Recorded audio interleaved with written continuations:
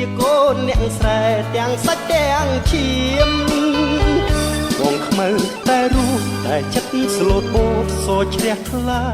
មិនចឹងพูดផបោកអ្នកណាជួយយកអាសាអូនបានណាអាស្រ័យជួយដើរចិត្តស្មោះអ្នកស្រែទាំងអង្គដឹងដែលថ្លៃរូបបងជាប្រុងចិត្តទាំងក្តីទោះខ្មៅមិនថ្វីស្រីកុំតួមិនលេងឬអូនយល់ថាខ្មៅបងនេះណាមិនសមជីវ៉ាពោផាដីក្រុងក្រមុំភ្នំពេញខ្មៅបងខ្មៅស្រែចេះខ្លាចម៉ែចិត្តពោពេញដោយភាពស្មោះត្រង់ឥតតូមនិញ